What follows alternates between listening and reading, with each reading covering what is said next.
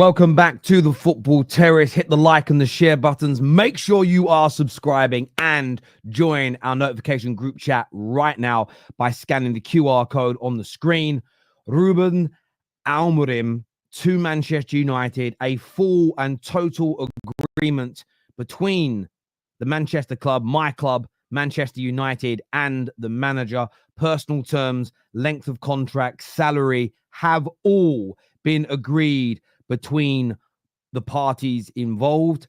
All that now remains for this full agreement between the principal party and Manchester United has been agreed. The only final remaining are a few compensation details for Sporting so that they can receive their money. However, it does appear, and according to a number of reports coming out of Portugal, this deal is imminent. We can see here Ruben Amorim is set to officially be announced as the new Manchester United manager soon on a 3-year deal worth 7 to 8 million a year. There's an update here from TalkSport shared by the United Stand that he's currently talking about what his new salary is going to be. It's going to around about treble, which is about fair when you consider the step up in size. And Fabrizio Romano states that Ruben Amorim has given the initial green light to Man United. He is keen to join the club, accepting the project and the terms discussed. Amorim respects Sporting, so it all depends on the clubs negotiating. Now, the release clause is around 10 million euros, so around about 8 million British pounds. But it appears that the manager wants to join. The majority of the stories are essentially all in agreement with one another. Personal terms agreed, full agreement between Man United and Ruben is in place, and things are at the final stages between Sporting and Man United. I think it's more to do with Sporting finding themselves a replacement based on a few of the Portuguese-based journalists that I was talking to in sort of DMs. And what I do is I read their articles and then I message them and ask them questions to make sure I'm getting the full understanding, because often the British publications will translate it. And sometimes they lose little things. So you always want to make sure that you're getting the right information. But it does appear that United have found their man. It does appear that Manchester United are ready to act very, very quickly. And this isn't typical. This isn't typical for Manchester United to move this quickly when it comes to appointing a new manager. Something that normally takes a little bit of time. We kind of drag our heels. We might decide to sack a manager in December, not do it until the April, and wait 2 months to appoint a new manager. We may sack a manager in the November like Ollie, take 2 months to find an interim, and then take another 4 months before we decide on the longer term manager. I love the speed. I love the swiftness of this transition from one manager to the next. We have been ridiculed as a football club for 11 years for not behaving in this way. So, of course, this is sarcasm, by the way. I absolutely expect to see nothing but praise, at least for the swiftness of Man United's actions in this behavior. Of course, we're not going to get that. Of course, people are still going to be, of course, people are going to be frustrated. Of course, rivals are still going to dig out at Man United. But we have a very exciting, very capable, very, very well coveted young modern manager, head coach, if you want to call him that, on his way to Old Trafford. And I, for one, am very, very, very excited indeed about this prospect. And why, you may add. Terry, what's the difference? You've hired new managers before. You've been excited about managers before. What is different now? I can't see why United will get better. Whether I think Amorim is good, bad, or indifferent, I don't see how Manchester United change. And I'll tell you as to why this is different. I'll tell you as to why this feels as though it could work. Let's just put the manager aside for a moment. When we hired Jose, when we hired Ollie, when we hired Ten Hag, go back and watch my videos. I stated then, if we continue to operate with marketers, bankers, and accountants as our key football decision makers at Manchester United, there was no doubt in my mind that those managers would fail, irrespective of your subjective emotional feelings about that individual. We were always going to fail. There could be a good start or a bad start. There could be some peaks. There could be some trophies, but consistency was never going to be found.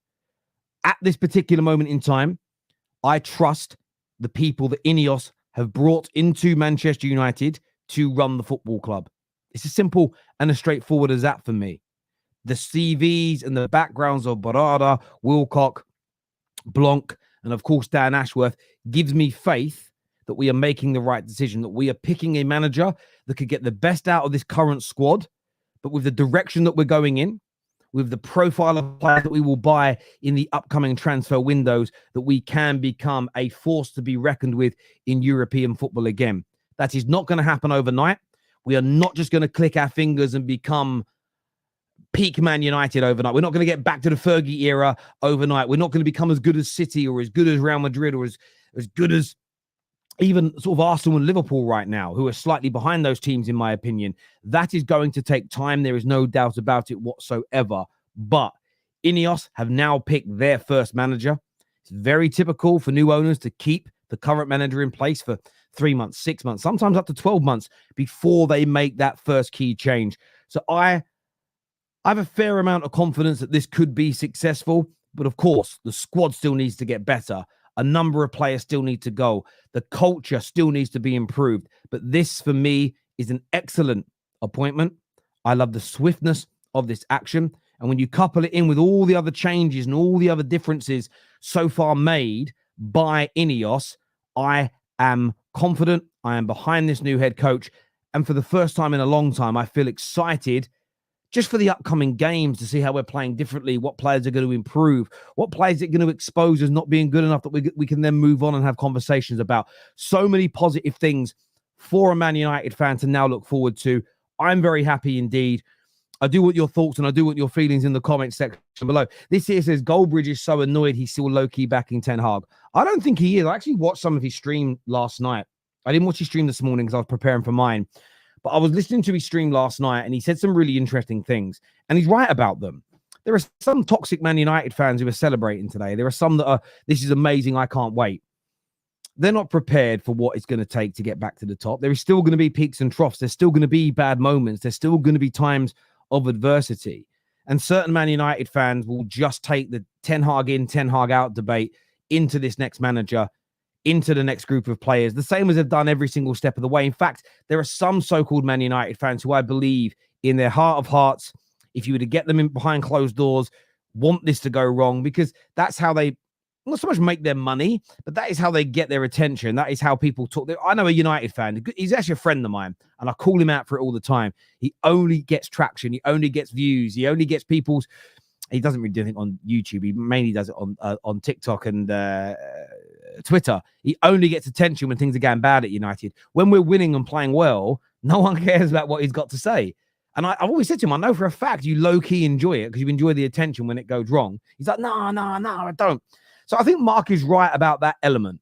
There are some fans that will act happy today, but at the first opportunity, they're going to go in and whatever it may be. And I understand that. But do you know what? Each to their own.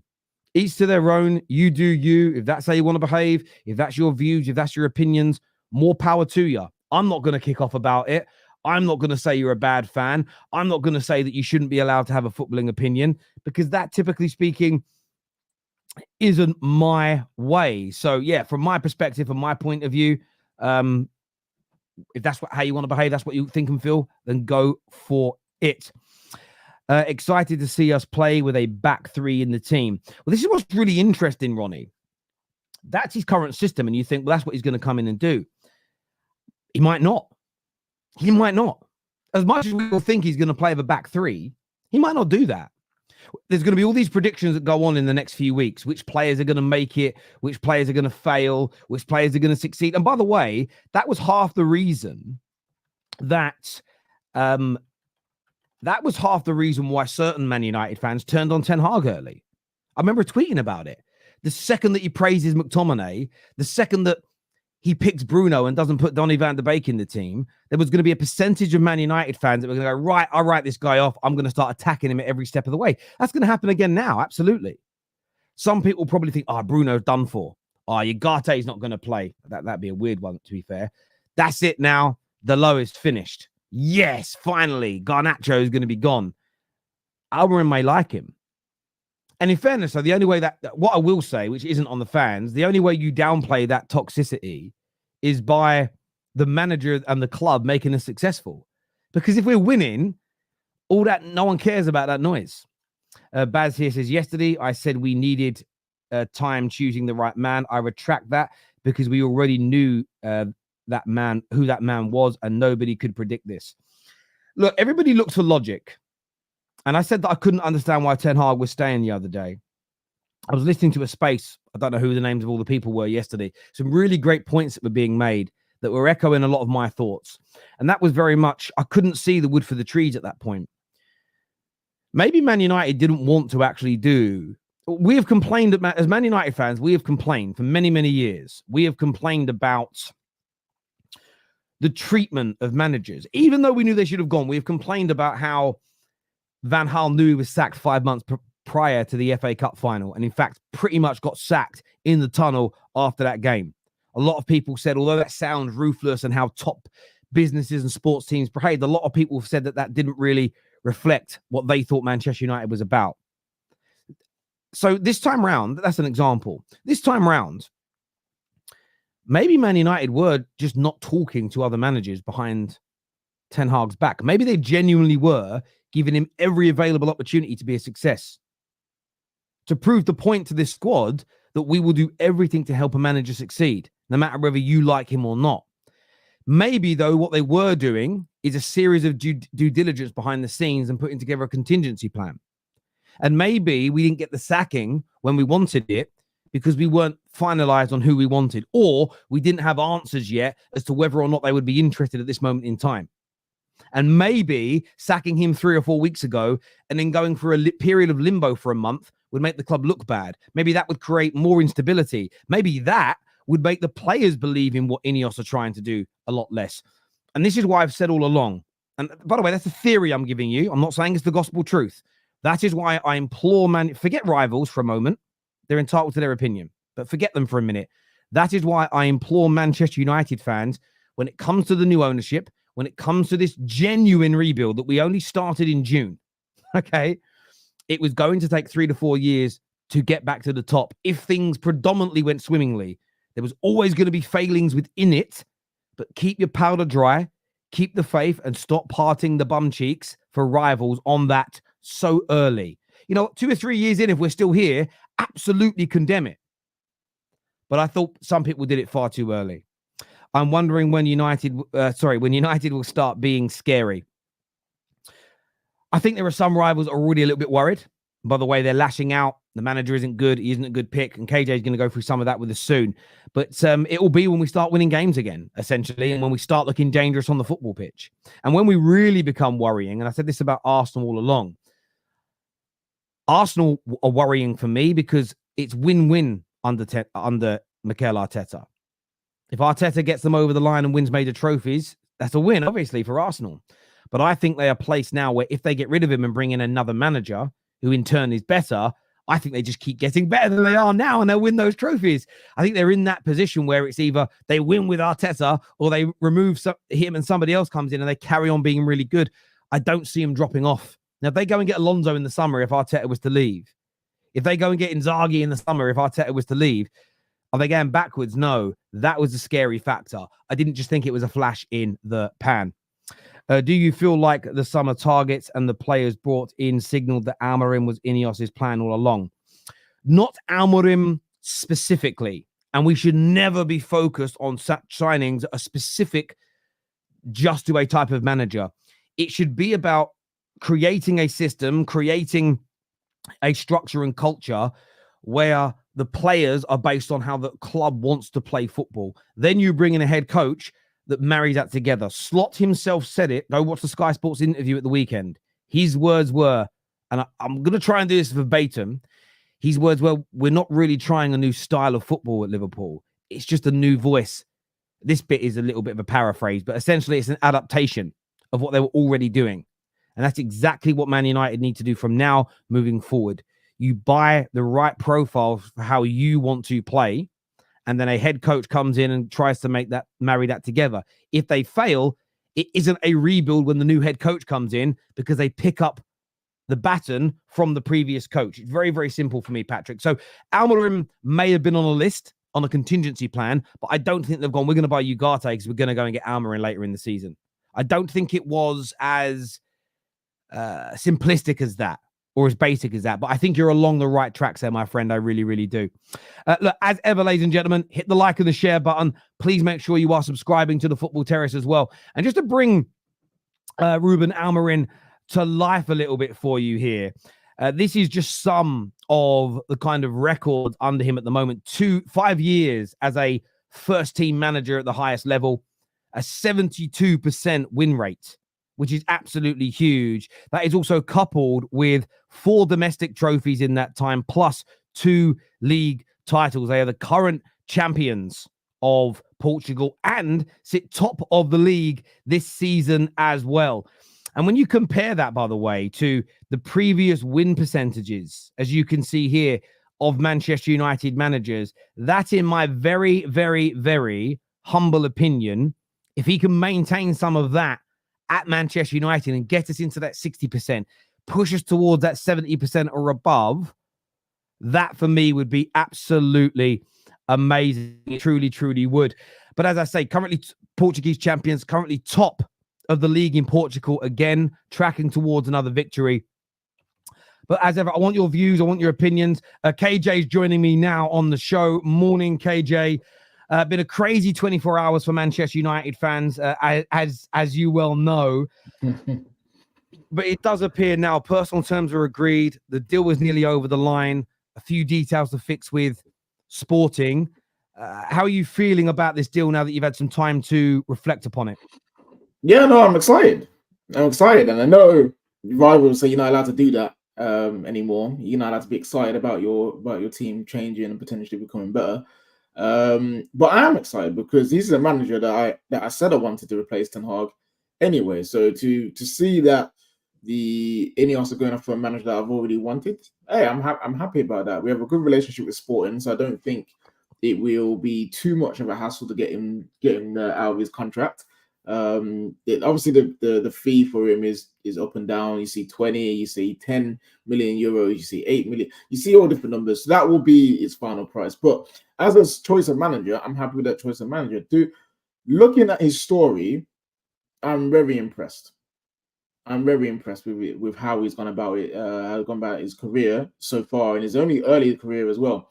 The fact that he went from being a B team manager in Braga, then quickly becoming the first team manager, winning them a trophy, then quickly becoming sport manager and helping them win their first league title in 19 years, then to go and win it again a few years later, and then on course to potentially win the league again is impressive. He's had 9 games this year in the Portuguese league.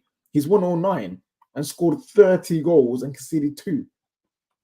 That is insane. I don't care what anyone says. In any league, that's crazy, you know?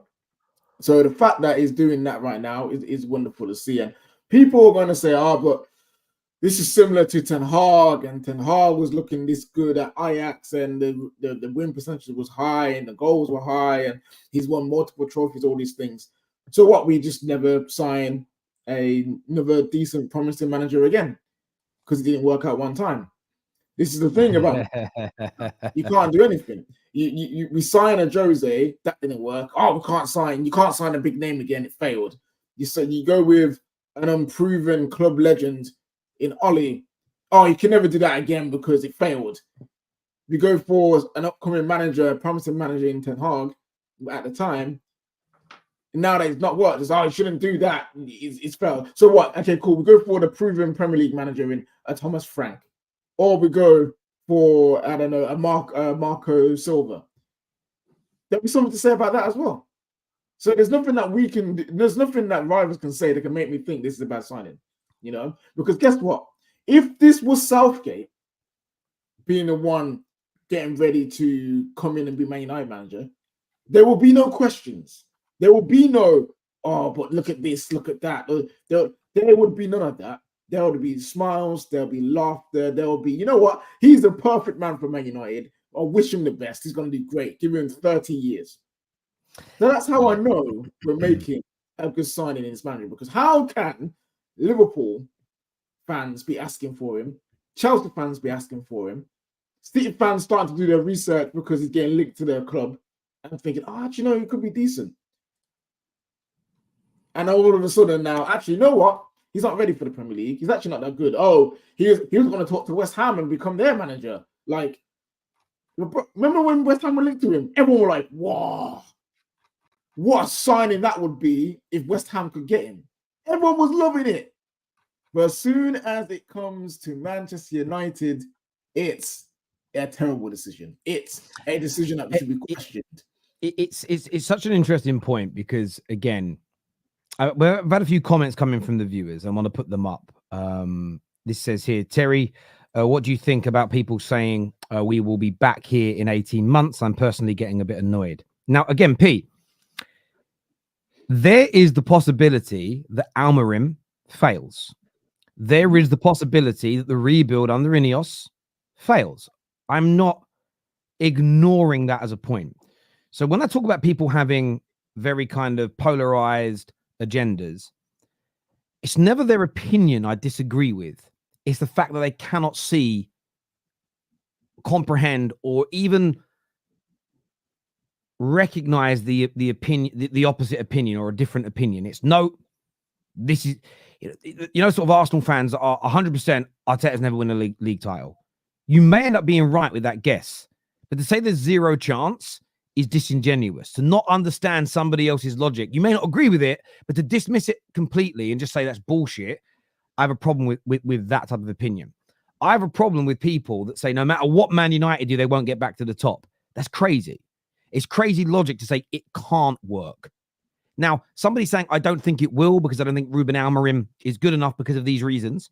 I don't think Ineos will fix the club because I think that these problems with your football decision makers is why I don't think it. That I can disagree with their point, but I'll understand and I'll appreciate their logic. There's a fundamental difference in this. So for me, the reason why I'm excited and I am hopeful, and it is hopeful, I am hopeful, I don't think there's anything wrong with being hopeful, is it's the first time we've hired a new manager at Man United in the last 11 years. But if you actually go back, this will be until 1984, since before I was born, where football people with football backgrounds and pedigrees have made the decision. The previous 5 managers were essentially picked by marketing experts and employees from JP Morgan and accountants. So from my point of view and perspective, I am confident. Now, yes, I remember it clearly that day. Me, KJ, Danny Devil in the detail. We'd just eaten some amazing chicken and rice from these wonderful street food stalls that they do that they have up in that part of London where the studio was. We just finished eating. We were all stuffed, and then the news broke, and we had to go live. And I remember, because I felt bloated and I felt like I wanted to sleep, to be honest with you. And I remember saying that if we don't change the way we operate as a club, 100% in 18 months, we're going to be calling for this manager out because things will go wrong. And I don't believe Ten Hag is a terrible manager. And to address the point that's also been made here by Patrick Lynch, which is, Terry, do you not worry about how similar in a lot of respects Amorim is to how we spoke about Ten Hag? Ten Hag was a very good coach at Ajax. But let me tell you where it went wrong. I remember calling this out. I remember getting so much crap for it, but it was the truth. When he told us about halfway through last season that I am not trying to play the Ajax way, it was never about it being like Ajax, but that's the type of manager he was. That was the school that he was from. You know, whether you look at him when he was working for Pep at Bayern or whether you look at him working at Ajax, all of that is from the school of Johan Cruyff, which in essence is the Ajax way, right? That's what we were expecting. When he tells us that's not what I was trying to do, firstly, why are our board of directors allowing that to happen? Secondly, why are we letting him sign players that have played that style under him and been successful, but then he's not trying to implement that style? That's his decision as a manager that he's got wrong. But the fact that our board have allowed that to happen, I'm going to say it now. I don't believe they'll let that happen now. I don't believe Ruben Amorim is going to come in and go, guys, you know, you hired me because of all these things you liked that I did at Sporting, all these things that you liked about me at Braga, all these things that I told you I could do with your team. Now that I'm at Man United, I'm going to do the complete opposite, but I want you to sign me the profile of player that fits my previous system. I don't believe that Barada and Ashworth and Wilcock and Ineos in general will sign off on that. So for me, it's not about how we're speaking about Amorim, because Ten Hag was a very good coach, and I believe he can go on and be successful. It's about how you operate day to day. If I'm hiring a new editor and he shows me his amazing work, that's why I hire him. He then goes, by the way, I'm going to try something new and I don't like it. It's my fault if I let him operate in a way that isn't good for my business. It's not, he'd made that decision. I've got a new idea that could be even better. But imagine I look at it and go, bruv, this ain't why I hired you.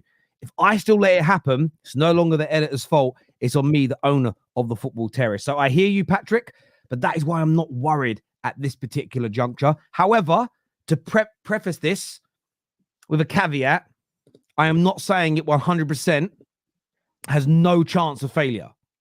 What I am saying is I believe this will work. I believe over the next 2 to 3 seasons under Amorim, Man United will become a vastly improved team to what you have seen in the last 12 months.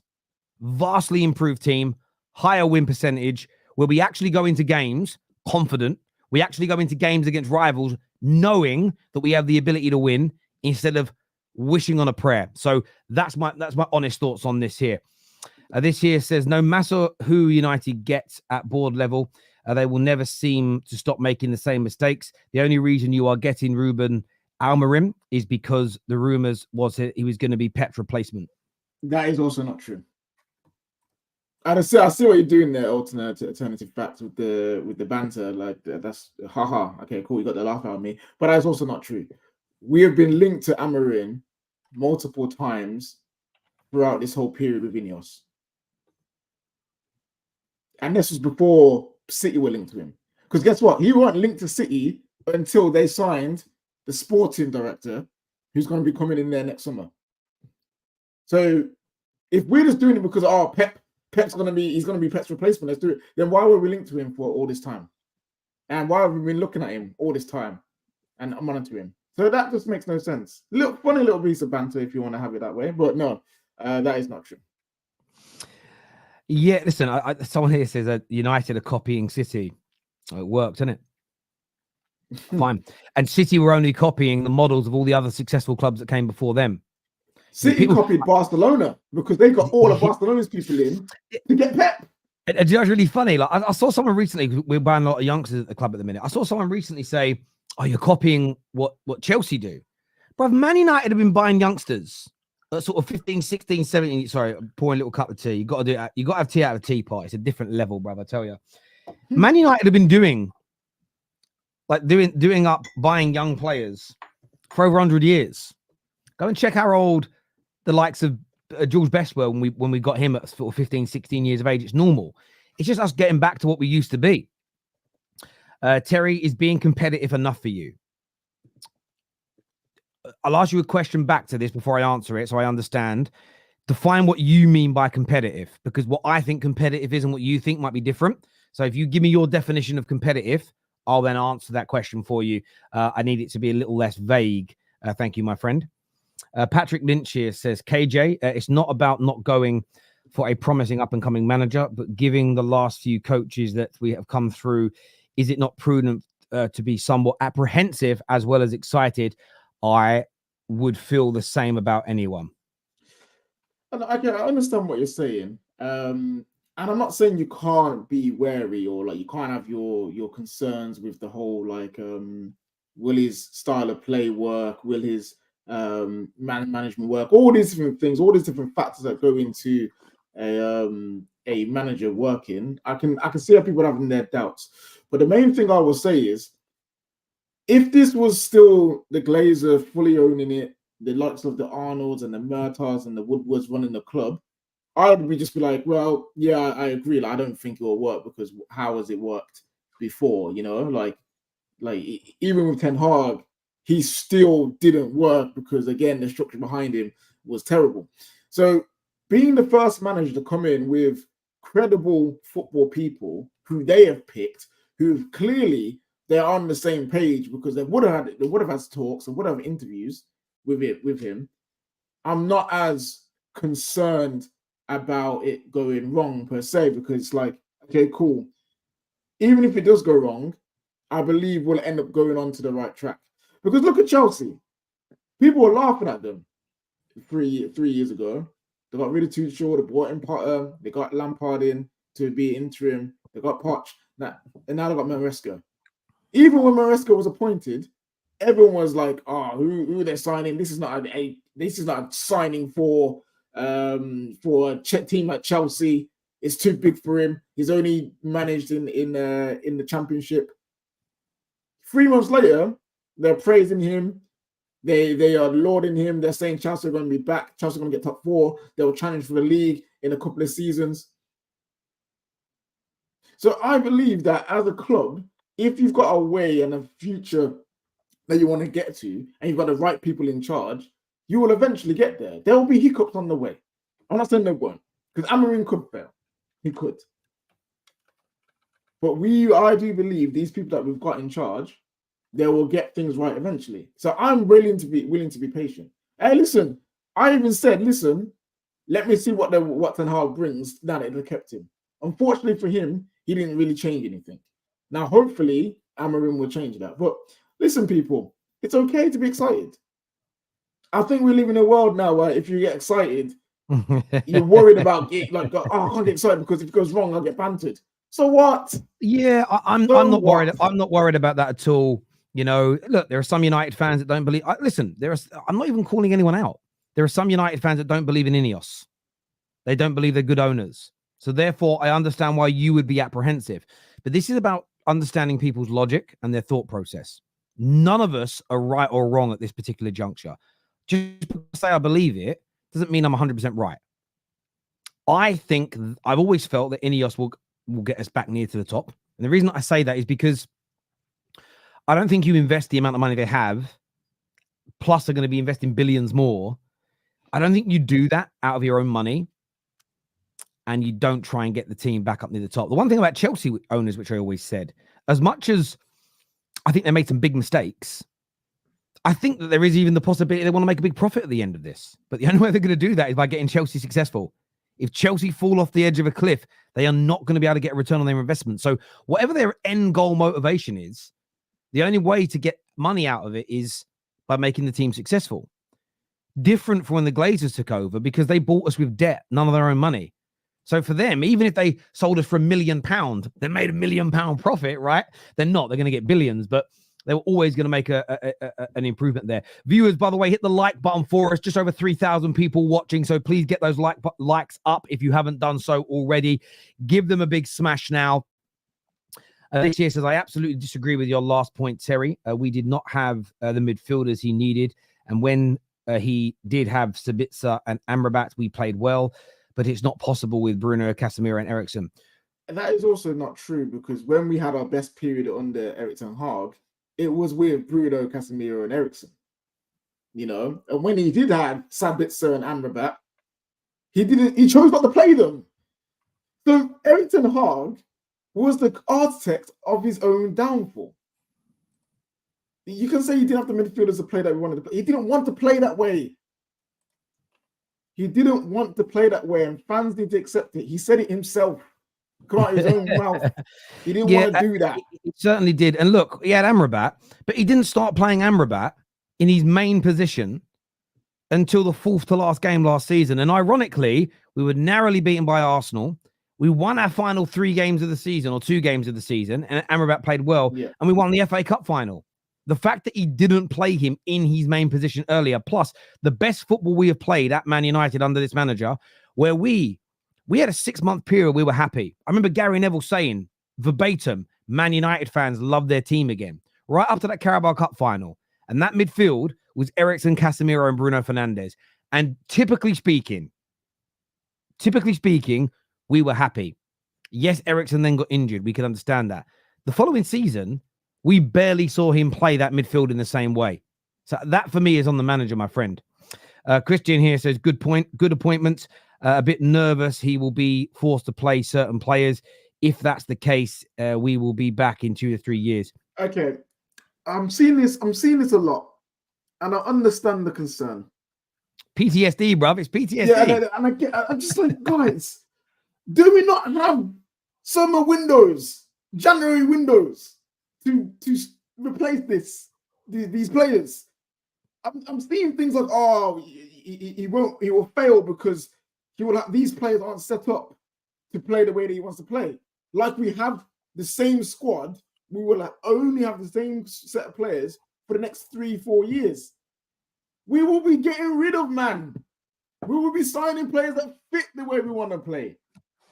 Guys, like, I get you're concerned and then get worried and get people are worried, but don't let that cloud your vision of what's actually happening. Because guess what? Maguire is on his last year of his contract. Johnny Evans last year. Ericsson last year. Casemiro towards the end. Bruno and Rashford, granted, yeah, they've got long-term contracts, but they've already been told if you men ain't good enough, you're gone. These players their time will come. Don't worry about that. Don't be stressed about that.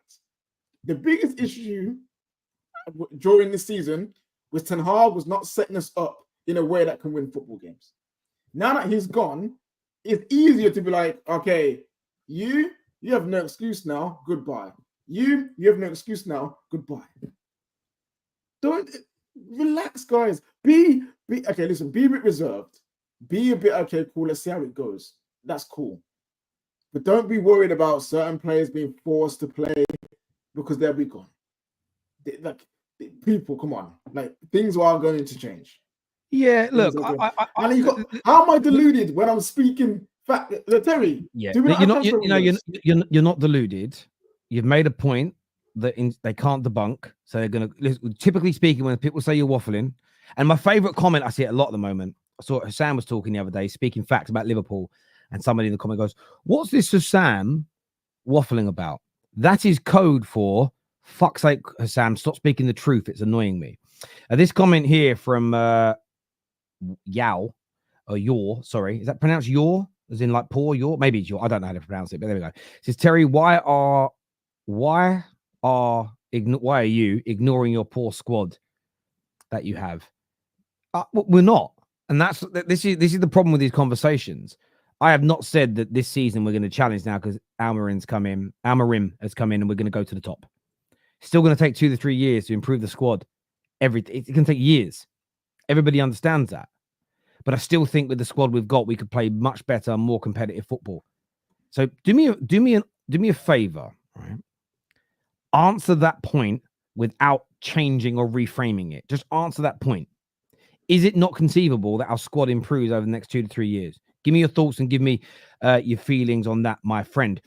Terry, would you be happy if Amorim does an Arteta? If he wins the FA Cup this season, I'll be happy in his first season, absolutely. And by the way, if Amorim wins the FA Cup, it's Almarim's FA Cup, not Ten Hag's.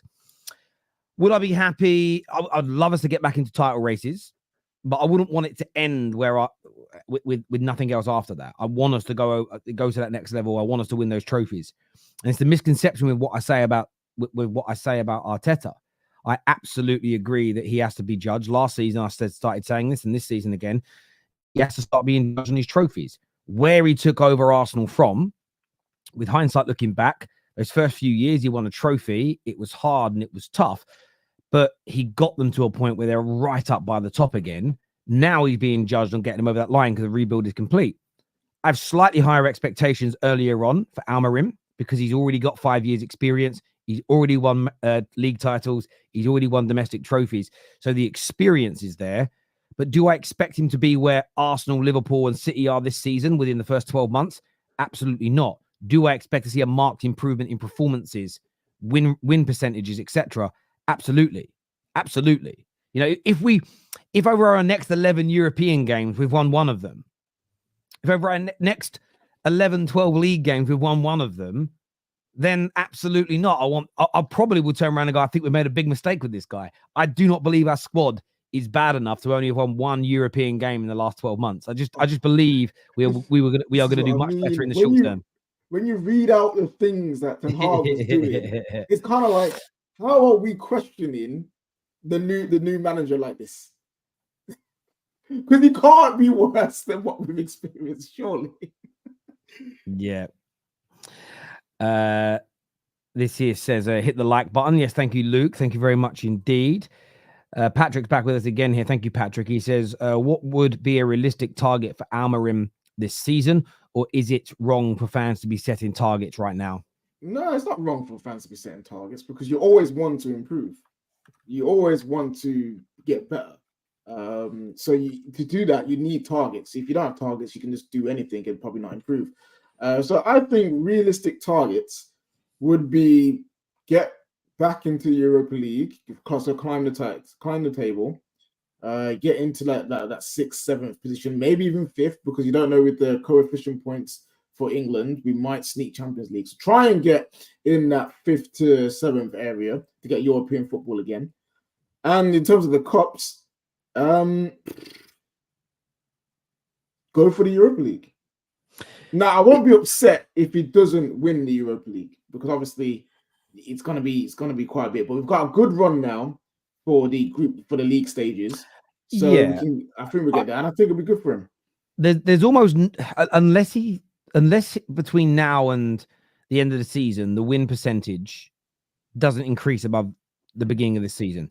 If we finish the league season on minus 15 goal difference in 14th position, we go out in the league stage of the Europa League.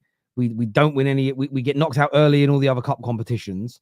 Then I would look at Amorim and think, do you know what? I think we've hired a dud here. There's no way we should have stayed this bad all season. The targets I'm setting him is win the Europa League, win a trophy, and get us back into the. I still think we can make the top 6 from this position. However, the style of play, the win percentage, is equally as important. We may miss out on the Europa League because we lose in the finals to a very good team. But as long as we are competitive, we look like a team that could go on the next season and win it. Year one, I'm not going to be about sacking the manager. So I'm trying to paint a picture here that I'm not saying it's impossible not to sack him this year, but it would have to be very, very bad. I'm also saying I want us to try and win trophies in his first season, but not winning them doesn't necessarily mean throw baby out with the bathwater and sack him. But I don't think it's wrong to set him targets. And I'll tell you why. This season for Man United is salvageable. There is 3 trophies that we can still win. Absolutely there is.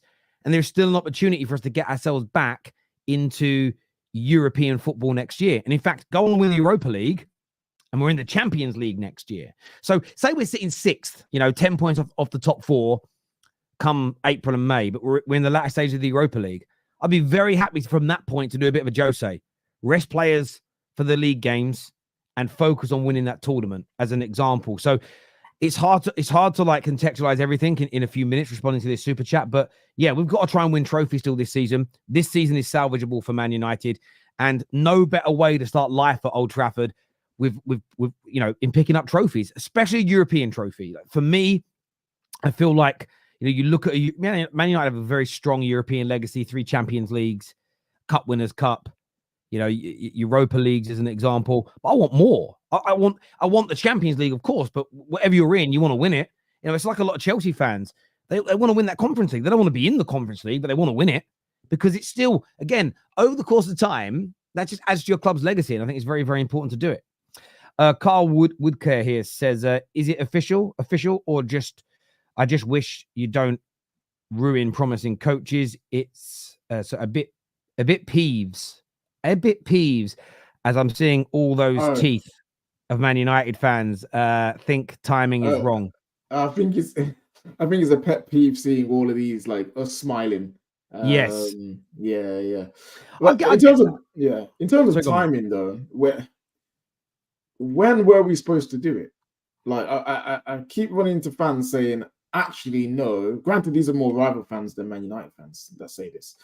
Actually, no, I think this is wrong because you need a manager, you need a passenger manager, you need a gateway manager, you need a manager to take you through this rough period with these rubbish players and then get the good manager on top. But I've never believed in that notion. I've said it to Terry many times. I don't believe in that. I don't believe in getting a manager that you don't think will win the league or don't think will get you back to the top because it's pointless, in my opinion. Because if that goes wrong as well, that is even worse than saying that you get a guy that you think can win you the league, and he just doesn't work out. Always go for the guy that you believe will get you back to the top. and give him the chance to do that. And if it doesn't work out, then cool. But I don't believe in this whole, we should get a Thomas Frank because he can work with what he's got and then slowly build up to potentially getting good and then getting rid of him. I don't believe in that. Well, yeah, I mean, I do and I don't. If that's what we have, if Amorim said no, if the better managers with the better pedigrees, the better CVs say no, and that's where you are, then I'm fine with it to a certain degree because we are where we are, and you've got to. What's the alternative, right? Well, just don't hire another manager, fold the club, stop trying to get back. That's the problem with the analysis. But I understand about the ruining the promising managers. People say nothing's changed at Man United. The way we operated in the summer, rivals praised. We're trying to build a new stadium and rejuvenate the area. Debts are being paid off for the first time. Hundreds of millions have been pumped into the club by the new owners. None of this has been done in the last 20 years, by the Glazers. So when people say football decision makers in football decision-making areas, even the cost cutting. Now, again, I'll say this directly. I've spoke to people close to the club. Most of the people, if not all of the people that have lost their roles at Man United, are people doing jobs where there might be a department of 20 where you literally only need 2 people to run that department. It's just people doing no work for money. Now, all that money that's been saved has enabled us to pay a £13 million payoff to this manager and buy someone like Amorim out of his contract. If we hadn't made those cost-cutting savings elsewhere, we may not have been able to afford to have done this because of FFP and have to stick with it interim all year. Now, depending on how well Amorim does, those cost-saving measures may now pay dividends for the football club. And that's why I just think when it comes to this ownership, I understand rivals questioning it. I understand rivals throwing petrol on the fire. But Man United fans, I think some of them have jumped the gun so early, in my humble opinion. What I meant was we played counter-attacking football in his first season with the trio, I think he means, and they were successful. But in a more Ajax possession style, Bruno lacks discipline. Casa and Eriksen are too slow. No, I get that, but again, if Ten Hag was saying I'm trying to do this style and don't have the players to do it, then I'd understand. But it didn't say that. He wasn't trying to do the Ajax possession style. We don't even know what he was trying to do by the end of it. It was just crazy, like flipping. He was doing up Ten Hag's island and isolating the defenders in for counterattacks and transitions. So yeah. Listen, I get what you're trying to say, but I just don't agree, unfortunately, mate. Carl here says, last year, if not June 2024, you have set your own process back a year. Amorim was available in the summer. If Amorim is great, then I guess it doesn't matter. Listen, I understand that thought process, but let me just respond to it this way. We don't know what we don't know, and that's a key factor in life. LB, who's a City fan and has absolutely no reason to protect Man United, I'm not going to steal his shine here, stated he believes the reason why Ten Hag was given time is because it was to see if he could be successful with a proper structure, but equally, if it doesn't, to erode all support for him. If we take the case in point of Bayern Munich under Thomas Tuchel, the boardroom, the fans, and the squad were split on him because he was the guy that they replaced Julian Nagelsmann with when they didn't believe Nagelsmann should have gone in the first place. The last thing you need when bringing Ruben Amorim into the club is 10, 15 of the squad thinking, look, we love Ten Hag, because a lot of the players clearly loved him still. We loved him. We just believe the way the Glazers are running us, the lack of structure, the lack of this, the lack of that, was causing him problems. Please give him a chance. The problem is, if Amorim walks into that environment, you're starting him off in a bad situation already, especially when it's going to take, again, years to clear out the crap culture at the club. It takes a long time to change the mindset of players. You're a Liverpool fan. It took a long time from when FSG came in to when you were good enough to win major trophies. What was it, 5-6 years? It's not I get on the surface, it looks like we've set ourselves back a year, but we don't know what we don't know. And I'm just going to wait and see. I think one day in the future, this stuff will all be spoken about and we'll understand the truth of the matter. For years, Carl, the media said Fergie was like lucky to stay in a job. It was like the rumor was that Sir Bobby Charlton kept him in a job. And so Bobby Charlton addressed this many, many times and said, no, people are wrong about that. Yes, the results on the pitch weren't consistent like we wanted, but we knew what we were building behind the scenes at Manchester United in terms of rejuvenating the youth culture. It took a lot longer then to do things than it does now. The money wasn't as high. We knew what was coming. Man United knew what was coming. That's why they stuck with him. It was never about Mark Robbins, his goal saved him, or I had to beg the board not to sack him. But it took about 10 years after those rumors to come out for the truth to kind of be told in many, many ways. And I think that's a key component here. But really good point you made there. Just to update, like, this is a huge, like, people complaining about lag. It's not us. Is there a YouTube lag? Yeah, I think there's a lag. I just see the numbers drop from like 3,100 to like 2,600 on my screen. So normally that's a lag. Just refresh your stream and it should bring you back in. But yeah, if it's lagging, that isn't generally when you see a lag on a stream, especially when there's two of us. If it's both of us, then you know it's YouTube because my internet's a bit dodgy. But KJ's is amazing. Honestly, I can't wait to get my 50 gig in here, bruv. Honestly, it's going to be amazing. We've got Les here. Les of Football wants to have a chat with us. What you saying, mate? Oh, you're on mute as well, by the way, just to let you know. Yeah, unmute your mic, my friend. Top man. No, I'm all good, Terry. I hope everyone is good. And the chat as well. Smash the like button, people. I think we had this conversation about Ten Hag for a very long time. How the club's gonna function under the ownership, and I've always said to people, they shouldn't judge Ashworth based on the Ten Hag staying decision. They shouldn't have judged Dan Ashworth and Barada because that was not their decision. Mm-hmm.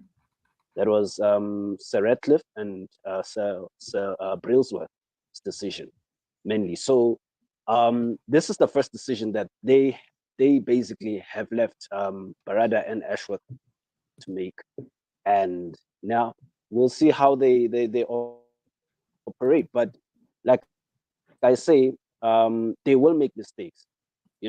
Every fact. They may get some appointments wrong. They may get some right. I'm just hoping that this one is the right one. I wanted him in the summer personally. Liverpool wanted him as well.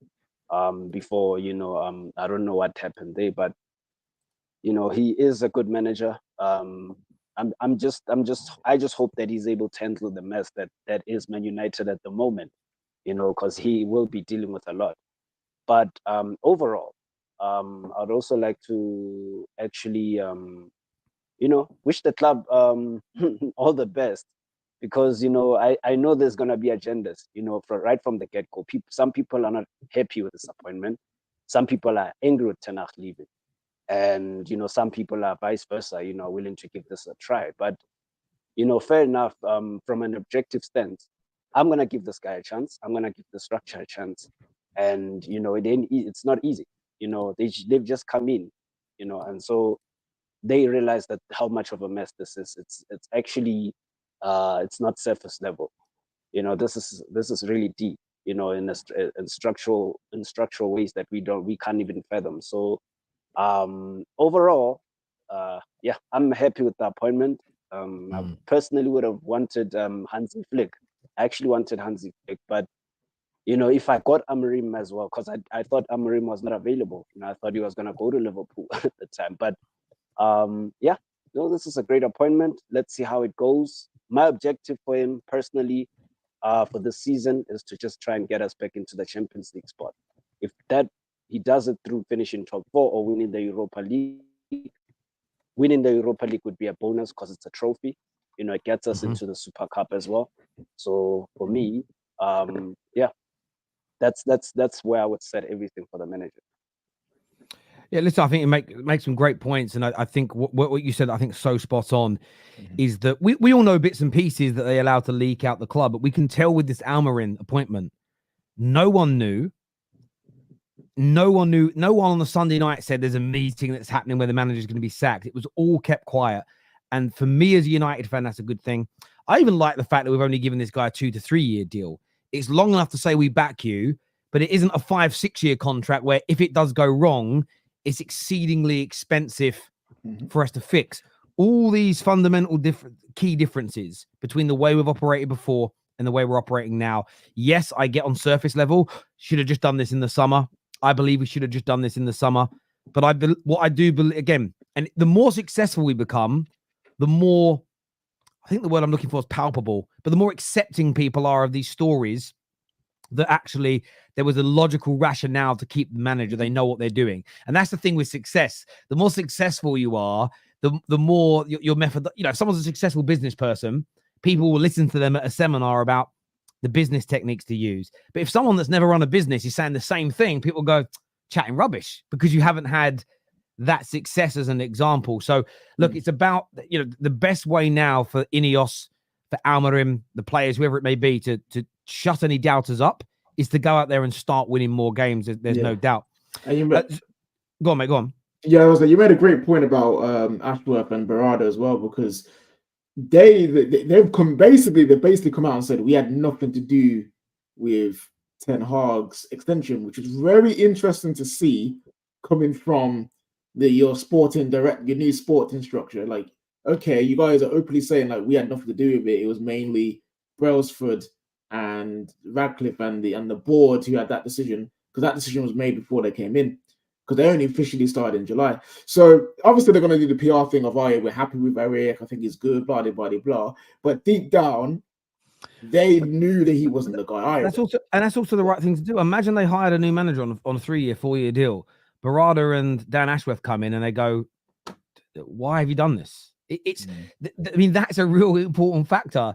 They couldn't wait until again, Man City, and by the way, Man City and Newcastle did the right thing for their clubs. But if they'd have just let us have Berardo and Ashworth in March, maybe Ten Hag would have gone it before the new season begun. And these are things where you just have to sometimes drop your agendas, drop your bias, and think logically. It may not be the right reason, but there's so many logical reasons as to why he didn't go. When I was angry, I'll be honest with you, I couldn't see him. I was so blinded by frustration. Carl's back with us again here, and he says, fair point as a fan's point of view. Think there needs to be some critics of coaching, firing and hiring process. Man United club can't make decisions based on fan feelings. But I agree. But you could even argue that even delaying it the 2 or 3, we all wanted it in the last international break, it didn't happen. I mean, those little things, you could argue the point that, well, they didn't just go, right, we'll do it now because the fans want it. We're doing it when they're ready. And when I don't know which team it was that did this. I think it was Chelsea not long ago, but most of the big clubs, they will sack a manager, especially mid-season. They will sack a manager, and within a day or two, the new guy's appointed. And I'm not going to lie, in the last 11 years, I've been jealous of that. You sack a manager, and sometimes we're sitting there twiddling our fingers. Why have you signed so many former Ajax players? Drop your agenda and bias. You know what's funny about that, Maradon? This is why you call you the moron. Only 2 players Ineos have signed that Ten Hag has worked with before, and that's Masraoui and De Ligt. All the previous signings of the former Ajax players and the former players he's worked with have been under the Glazers and Arnold. So to try and dump that onto now Ineos is foolishness, because Masraoui and De Ligt, as much as they were like, oh yeah, they work for Ten Hag, they're actually part of our data-driven scouting that we're now implementing. And they were some of the top 3 in each of their positions that they liked. And obviously, they tried to incorporate Eric in, which one of these 3 signings that you like, we will go for them. And he picked those 2 as well. So everyone was aligned in that, sure. But the funny thing is that those 2 have been 2 of our best performers. And for me, that just goes to show that actually the data was correct. It doesn't matter that they were both from Ajax. It doesn't matter that they both worked with Eric and Ten Hag. The data showed that they would work well for Man United, and they've actually done well for Man United. So that is it's a mute point in my opinion. And I think as well on that, I'll be fair to Maradon. He could be right. Maybe we just bought them for the manager. But wouldn't that then also go to prove that the owners were like, look, we're going to try to make you a success, and it didn't happen? So if you're right, Maradon, it proves that we didn't just. What's the other theories? That we brought in Rude to replace him, and we didn't really want him, and we weren't trying to help him. We've hung him out to dry. That can't be true if we sign these players for him. I don't think that is the case. I think that we've signed players that the club really wants, And by the way, Delit and Mazwari have been amazing this season. There've been two players I would look at this campaign and go, you've been good. And we'll see if Amorim comes in and they're dropped almost straight away, never kick a ball for us again, or come next summer they're replaced and they don't play for us again, then I think we can go back and say, yeah, they clearly weren't, that they were poor signings, or they weren't for the club's project because Amorim didn't like them.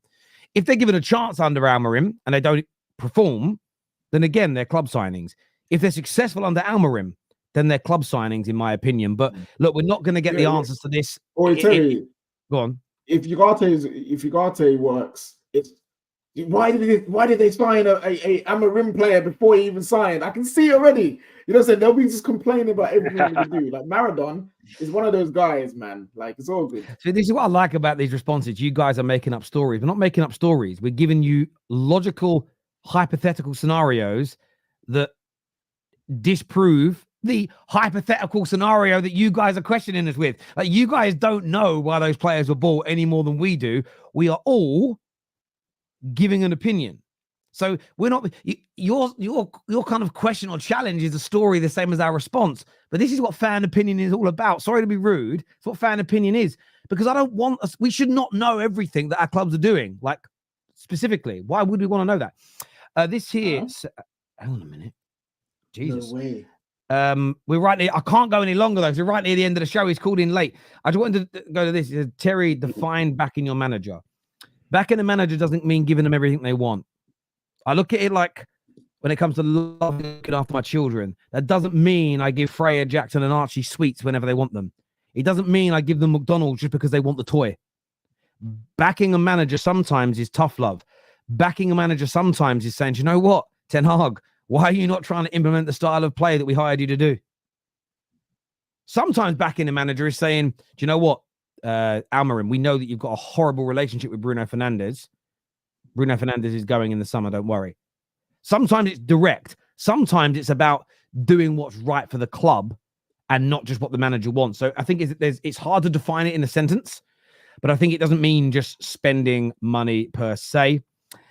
This here says, at the end of the day, you've got to give Ineos a chance with their takeover. If they want Amorim, it should be full support from the fans. Look, I want to thank everybody that has tuned in. I think Russell's backstage. I'm sorry we can't speak. I've literally got to go. I've got some things to do before my 3:30 show. This video is going to redirect you to Straight Facts, which is live at 3:30 today, UK time. So go across to that video now, bookmark it, hit the like button over there. Make sure you're ready for LB and Dan Potts. That's going to be an amazing show. Les, thank you very much for coming on and talking. KJ, always a pleasure, brother. To my super chatters, you are amazing. Until next time, take care. Goodbye. God bless to everybody, and we will see you all again very, very soon. Peace.